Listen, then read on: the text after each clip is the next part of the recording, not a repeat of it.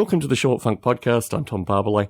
I sometimes reflect on what this archive actually means. This archive of audio, these Short Funk podcasts, what do they actually do as a reference to be placed out there for people to listen to periodically? And in doing this, I wonder really whether this narrative represents some kind of curious id just put out there for people to graze upon periodically.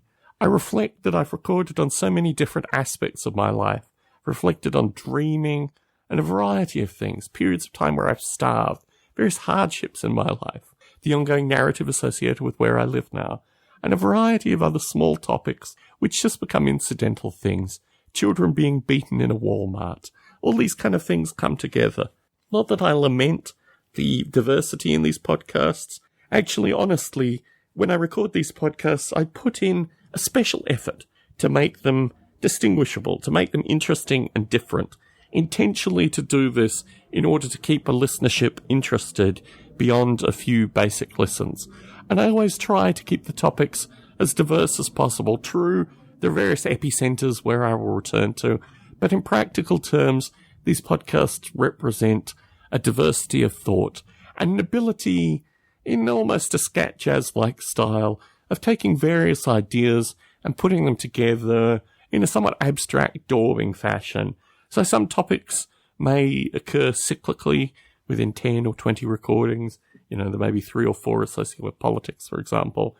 But other topics I like to bring in and out of phase. What I've been doing recently is going back and just randomly listening to certain sections of Short Funk, reminding myself of topics I've long forgotten about.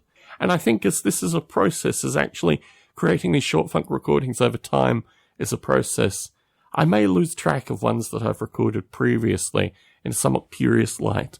My memory is not as good as it once was, and I do look for you listeners to have a certain degree of sympathy if I retouch on topics continuously.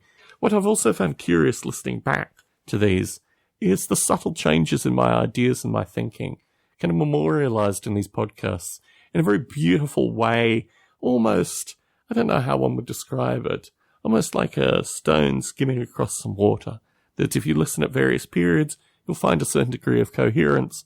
If you listen 50, 100, 200 in between, you'll get something totally different again. Tom Barbalet in San Jose, signing out.